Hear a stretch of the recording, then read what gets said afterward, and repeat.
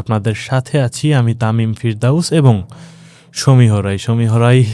আপনি তো ভালো থাকবেনই, কারণ গতকাল রাতে আমরা যেটা দেখলাম, ব্রাজিল তাদের মিশন হেক্সা, এতদিন আমরা যেটা শুনতেছিলাম, সেই মিশন হেক্সাটা তারা কমপ্লিট করে ফেলেছে। মিশন হেক্সাটা শুরু না হলো, মিশন হেক্সাটার জার্নিটা কিন্তু শুরু হয়ে গিয়েছে। না, তারা দেখলাম যে 6টা গোল দিল পানামার চালে। তো 6 মানে আমরা জানি যে হেক্সা একটা কানেকশন আছে। তো আই থিঙ্ক তারা মিশন হেক্সাটা কমপ্লিট করেই ফেলেছে। না, মিশন হেক্সাটার কেবল আমাদের জার্নিটা শুরু হয়েছে। এখন আমরা সামনের দিনগুলোতে দেখা যাক আমাদের এই পারফরমেন্সগুলো ধরে রেখে মিশন হেক্সার জন্য কতটুকু এগিয়ে যেতে পারি আর কি। আচ্ছা, আমি একটা বিষয় খেয়াল করলাম, আমি যখন একটু এই বিষয়টা নোট করতেছিলাম ওই টাইমে খেয়াল করলাম যে 2002 সালের যে বিশ্বকাপ, তার আগে ব্রাজিল একইভাবে পানামাকে 5টা গোল দিয়েছিল এবং সেবার তারা তাদের পঞ্চম বিশ্বকাপটা জিতে নেয়। 24 বছর পর 2026 সালে আজকে আমরা দেখতে পেলাম সামনে একটা ওয়ার্ল্ড কাপ আছে, এই অবস্থায় পানামাকে তারা 6টা গোল দিল। তো এটা কি মানে আপনারা আলামত হিসেবে ধরে নিচ্ছেন নাকি? এখন দেখেন 2002 বিশ্বকাপেও কিন্তু রোনালদো নাজারিওকে নিয়ে বেশ শোরগোল করে স্কোয়াড ঘোষণা করা হয়েছিল। এবারও আমরা ঠিক তেমনটি দেখেছি নেইমার জুনিয়রের ক্ষেত্রে। তো সেই ক্ষেত্রে আপনি এটাকে যদি আলামত হিসেবে কনসিডার করেন সেটাও কিন্তু ভুল হবে না আমি মনে করি। আচ্ছা, আমরা একটু এবার সিরিয়াস কথায় আসি। গতকাল রাতে আমরা দেখতে পেলাম ভিনিসিয়াস জুনিয়র তাকে একটা গোল করতে এবং পরবর্তীতে একটা অ্যাসিস্ট করতে। আমরা কি 2026 বিশ্বকাপ যেটা আসছে সেখানে ভিনিসিয়াস জুনিয়রকেই ব্রাজিলের আক্রমণ ভাগের মূল দায়িত্বে দেখব? আপনি যদি লক্ষ্য করেন ভিনিসিয়াস জুনিয়র রিয়াল মাদ্রিদে কিন্তু অসাধারণ টাইম কাটিয়েছিল বেশ কয়েকটি সিজন ধরে, কিন্তু ব্রাজিলে তার সময়টা কিন্তু ভালো যাচ্ছিল না। এরপরে যখন কোচ আনচেলত্তি দলে যুক্ত হন, সেখানে সে যখন তার প্রিয় শিক্ষক হিসেবে কোচ আনচেলত্তিকে পেয়ে যান, তো সেই ক্ষেত্রে আমিও কিছুটা লক্ষ্য করেছি যে তার পারফরমেন্সে কিছুটা হলেও ইফেক্ট করেছে, সে আরও বেটার পারফরমেন্স দিতে পারছে। তো অবশ্যই ভিনিসিয়াস জুনিয়র একটা বড় নাম, তো অবশ্যই আমাদের ওয়ার্ল্ড কাপে তার প্রতি সেই আশাটা ভিনিসিয়াস থাকবে। জুনিয়রকে আমরা যতটুকু দেখেছি ব্রাজিলের জার্সিতে এর আগ পর্যন্ত, আনচেলত্তি ব্রাজিলের দায়িত্ব নেওয়ার আগ পর্যন্ত, মোর স্পেসিফিকভাবে যদি বলতে চাই, তাকে কিন্তু আমরা খুব একটা রিয়াল মাদ্রিদের জার্সিতে যে সে যেভাবে ফ্লারিশ করে, এতটা ফ্লারিশ করতে আমরা ব্রাজিলের জার্সিতে দেখিনি। তো বিশ্বকাপের আগ মুহূর্তে ভিনিসিয়াসের এই দুর্দান্ত ফর্ম, এটা ব্রাজিলকে কতটুকু এগিয়ে রাখবে বলে আপনি মনে করেন? এটা তো অবশ্যই পজিটিভ দিক। যখন ভিনিসিয়াস জুনিয়রের মতো একটা প্লেয়ার যখন কন্টিনিউয়াসলি পারফর্ম করে যাবে, সেটা ব্রাজিল দলের জন্য সুবিধাজনক। এছাড়া আপনি যদি দেখেন রাফিনার মতো যখন প্লেয়ার, যে লাস্টবারের ব্যালন্ডিয়ার কন্টেন্ডার ছিল, এছাড়া ম্যাথিউস কুনা, আরও বড় বড় নাম রয়েছে, এনরিক, নেইমার। তো এই নামগুলো যখন আপনার দলের সাথে যুক্ত হবে, তো সেইখানে আপনার বিশ্বকাপ জয় বা মিশন হেক্সা বলেন না কেন, সব কিছুর জন্যই আর কি কিছুটা হলেও ব্রাজিল দল সুবিধা করতে পারবে আর কি। সেটা দেখা যাক। তবে আপনি যেহেতু নেইমারের কথা আনলেন, নেইমারের বিষয়ে আমি একটু কথা বলতে চাই। নেইমারকে কিন্তু আমরা গতকাল ম্যাচে প্রথমার্ধ বা দ্বিতীয়ার্ধ কোনো অর্থেই দেখিনি, একটু ইনজুরির সমস্যা আছে। এখন নেইমার বাদে ব্রাজিল যে পানামাকে 6 গোল দিল, এক কথায় বলতে গেলে পানামাকে তারা ধ্বংস করে দিয়েছে।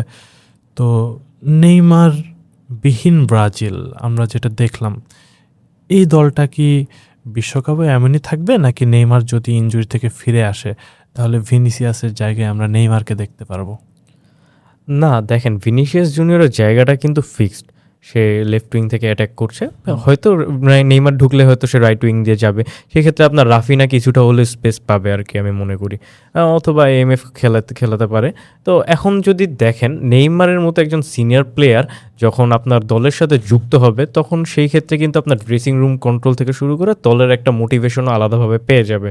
অ্যান্ড কালকের ম্যাচের কথা যদি আমি বলি, তাহলে হচ্ছে কি প্রথমার্ধটা আমাদের খুব একটা সুবিধা না গেলেও পরের হাফটা আমাদের বেশ সুন্দরভাবে ব্রাজিল দলটি কাটিয়েছিল। এখন নেইমারের মতো প্লেয়ার যখন আপনার দলে যুক্ত হবে, তখন অবশ্যই সেখানে আর একটু টিম কম্বিনেশনটা ভালো হবে। সো আমি মনে করি নেইমার যখন দলে আসবে, এটা অবভিয়াসলি ব্রাজিল দলের জন্য পজিটিভ দিক হবে।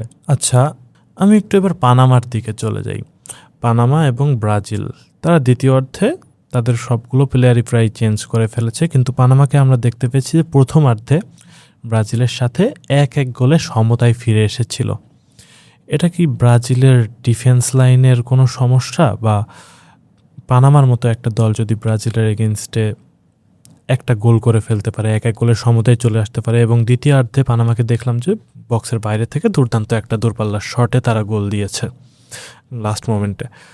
তো কোনো ডিফেন্সের সমস্যা, নাকি তারা পানামার মতো দলের বিপক্ষেও কেন এভাবে গোল হজম করছে?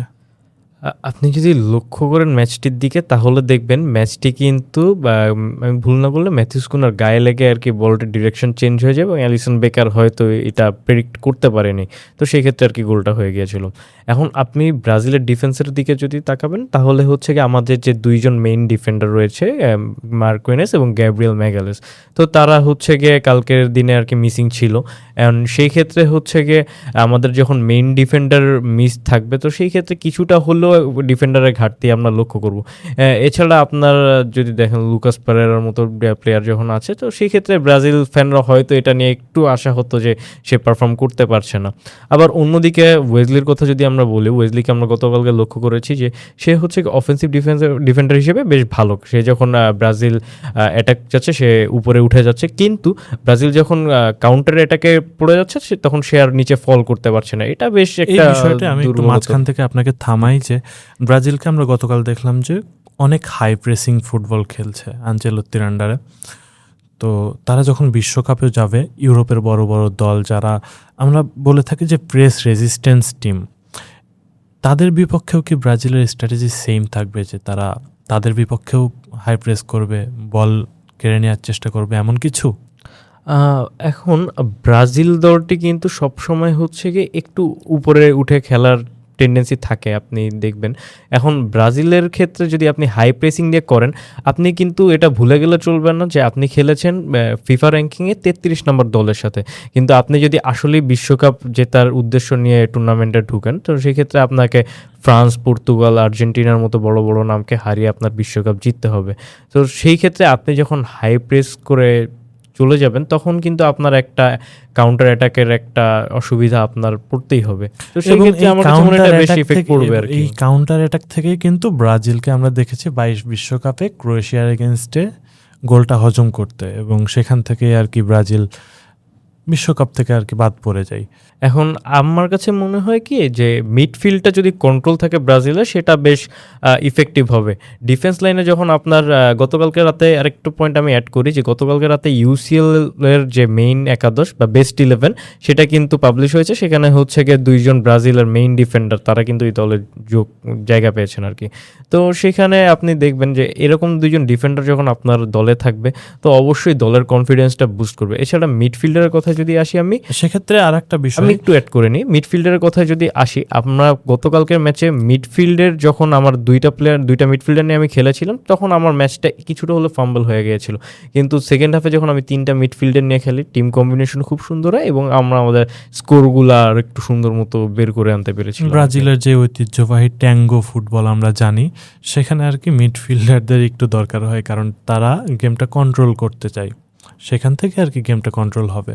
আর মিডফিল্ডের কথা যেহেতু আসলো, সেখানে আমি আরেকটা নাম একটু অ্যাড করতে চাই, ক্যাসেমিরো। এখন ক্যাসেমিরোকে দেখলাম আমরা গতকালকের ম্যাচে অ্যাসিস্ট গোল দুইটাই করতে। তার এই 34 বছর বয়সে এসেও ব্রাজিলের মিডফিল্ডে তার প্রতি কি নতুন কোনো আশা দেখতে পাচ্ছে আনচেলত্তি? ক্যাসেমিরো যখন রিয়াল মাদ্রিদ থেকে ম্যানচেস্টার ইউনাইটেডে আসে, সেখান থেকে কিন্তু ম্যানচেস্টার ইউনাইটেডের যে উত্থান পতন সব কিছুতেই কিন্তু ক্যাসেমিরো সাক্ষী ছিল আর কি। তো আমরা লাস্ট সিজনও দেখেছি যে ক্যাসেমিরো তার এই বয়সে এসেও কিন্তু তার পারফরমেন্সটা বেশ সুন্দরভাবে ধরে রাখতে পেরেছে, এবং গতকালকের ম্যাচেও সে কিন্তু তার পারফরমেন্সটা কিছুটা হলেও পুরোপুরি দেখাতে না পারলেও কিছুটা হলেও সে টাচ দিয়েছে। অ্যান্ড ক্যাসেমিরো যার মতো যখন সিনিয়র প্লেয়ার আপনার দলে থাকবে, তো সেই ক্ষেত্রে আপনি এরকম প্লেয়ারের উপর ভরসা করতেই পারেন এবং আপনাকে করতেই হবে, আপনার কাছে অপশনও তখন থাকবে না। তো সেই ক্ষেত্রে অবশ্যই ক্যাসেমিরো ইম্প্যাক্টটা ব্রাজিল দলের জন্য খুবই গুরুত্বপূর্ণ বলে আমি মনে করি। আচ্ছা, সেক্ষেত্রে আমি আর একটা বিষয় একটু টেনে আনতে চাচ্ছি যে প্রথমার্ধ শেষে দেখলাম যে ব্রাজিল এবং পানামা দুটো দলই তাদের মূল একাদশ চেঞ্জ করে ফেললো, বেঞ্চ একাদশ নামলো। এখন মূল একাদশ পানামাকে দিতে পেরেছে 2 গোল, বেঞ্চ থেকে উঠে আসা দলটা পানামাকে দিতে পেরেছে 4টা গোল। আপনি কি এখানে বলতে পারবেন যে 2022 বিশ্বকাপে আমরা যেমন দেখেছিলাম যে ব্রাজিলের বেঞ্চ টিমের গরম, এই গরমটাকে আপনি একটু অনুভব করতে পারছেন? না দেখেন, আমরা যতদূর জানি যে বিশ্বকাপটা কিন্তু ইউএসএতেই হচ্ছে এবং সেখানকার ওয়েদারও বেশ গরম, তো ব্রাজিলের এই গরমটা সেখানে গেলে হয়তো একটু গরমে কাজে গরমে কাটাকাটি হয়ে কাটাকাটি আবার হলেও যেতে পারে। ঠান্ডা হয়ে যায় নাকি? না, সেই ঠান্ডা বিষয়টা? হবে না, কারণ ব্রাজিলের পারফরমেন্সটা কিন্তু আসলে কালকে উপভোগ করার মতো পারফরমেন্স হয়েছিল। একটা হাফ, পুরা ম্যাচটা যদি আমি বলি, পুরা ম্যাচটা আমার ভালো না করলে একটা হাফ আমার বেশ ভালো গিয়েছে। এখন আপনি যদি বেঞ্চের কথা তুলেন, কিন্তু বেঞ্চ বাদে আমাদের মেইন স্কোয়াডে কিন্তু কিছু কিছু প্লেয়ার কালকে মিসিং ছিল, যেরকম 2জন ডিফেন্ডার মিসিং ছিল, এছাড়া গ্যাব্রিয়েল মার্টিনেলি, নেইমারের মতো প্লেয়াররা যখন মিসিং থাকে তো তখন আর কি আমাদের ম্যাচের উপর একটু ইম্প্যাক্টও কম পড়ে। তো এই টাইপের প্লেয়ার যখন আপনার দলের সাথে ইনক্লুড হবে এবং ইন ফিউচার আপনার কিছু বেঞ্চ থেকে প্লেয়ার আপনি যখন মেইন টিম হিসেবে কনসিডার করবেন, তো তখন আই গেস একটা ভালো রেজাল্ট ব্রাজিল টিম বের করে নিয়ে আসতে পারবে। ব্রাজিলকে আমরা দেখতে পেলাম গতকালের যে 6টা গোল করেছে তারা, 6টা গোলই তারা ডিফারেন্ট প্লেয়ার করেছে। এটা কি এমন যে ব্রাজিল এখন আর নির্দিষ্ট কোনো প্লেয়ারের উপর ভরসা করে থাকে না যে আমার ওই প্লেয়ারটাই গোল করে দিবে? আপনি যদি বড় ম্যাচ জিততে চান, অবশ্যই আপনার কোনো ইন্ডিভিজুয়াল প্লেয়ারের উপর ভরসা করা যাবে না। আপনি যখন কোনো বড় টুর্নামেন্ট বা নকআউট স্টেজে যাবেন, তো সেই ক্ষেত্রে আপনার টিম কম্বিনেশনটা সবথেকে বেশি গুরুত্বপূর্ণ। সেখানে অবশ্যই নাম দিয়ে আপনি দল বা সেই ক্ষেত্রে আপনি কোনো বড় নাম বা কোনো স্পেসিফিক কারোর উপর ভরসা করে আপনি সেই ম্যাচটি কিন্তু বের করে আনতে পারবেন না। তো আপনাকে অবশ্যই একটা ভালো টিম কম্বিনেশন থাকা দরকার, যেখান থেকে আপনি একটা ভালো আউটপুট নিয়ে আসতে পারবেন। সো ব্রাজিল টিম এই স্ট্র্যাটেজিতেই আর কি আগাচ্ছে। সমীহ রায়, আমরা প্রোগ্রামের একদম শেষ প্রান্তে চলে এসেছি এবং আর একটি প্রশ্ন করে শেষ করতে চাই। ব্রাজিল কি তাদের 6ষ্ঠ বিশ্বকাপ এবার জিততে পারবে? আমরা আশাবাদী, কিন্তু একটা জিনিস কি, আমরা বিগত কয়েক বছর ধরে ব্রাজিলের যে অবস্থা দেখে এসেছি, অ্যাকচুয়ালি আমার কাছে পার্সোনালি মনে হয় যে ব্রাজিলের এই বিশ্বকাপে হারানোর কিছু নেই, কিন্তু পাওয়ার অনেক কিছু আছে। এখন আমরা তাদের আর কি দেয়ালে পিঠ ঠেকে গেছে, এক্স্যাক্টলি। সো আমরা সেই ক্ষেত্রে ব্রাজিল টিমের উপর আমার কাছে মনে হয় তাদেরও উপর একটু প্রেশার কম, যে তারা বিগত সিজনগুলোতে যখন খারাপ সময় গিয়েছে, তো এই বছর আর কি তাদের একটু প্রেশার কম, কারণ তারা তাদের ন্যাচারাল ফুটবল খেলে যেতে পারবে। অ্যান্ড আমার কাছে মনে হয় যদি ব্রাজিল তাদের ন্যাচারাল ফুটবলটা খেলে যেতে পারে, তাহলে একটা ভালো রেজাল্ট ব্রাজিল দল হয়তো পেতে পারে এই বিশ্বকাপে। এবং আমরা আশা করতেই পারি ব্রাজিল হয়তো বা তাদের 6ষ্ঠ বিশ্বকাপ জিততে পারে অথবা নাও জিততে পারে। ভালো আরও অনেক দল আছে। আজ এ পর্যন্তই। আপনাদের সাথে থাকার জন্য ধন্যবাদ। আপনারা দেখছিলেন জিভি রিয়েল প্রেজেন্টস দৃষ্টি 24 স্পোর্টস ইনসাইট। আমরা আগামীতে আবারও ফিরব নতুন কোনো এপিসোড নিয়ে। ততক্ষণ আমাদের সাথে থাকবেন, ভালো থাকবেন। ধন্যবাদ।